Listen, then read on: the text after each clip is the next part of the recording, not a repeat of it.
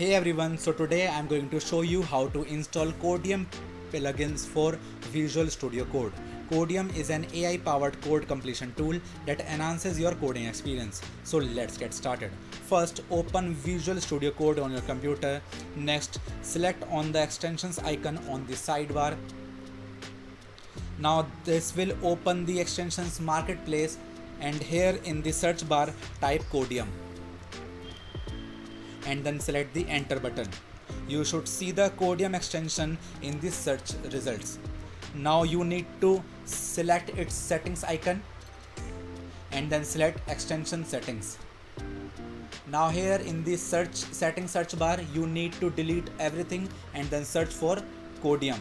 So here you need to configure the extension settings according to your preferences. You can adjust options like code completion suggestions, language support and many more. And that's it.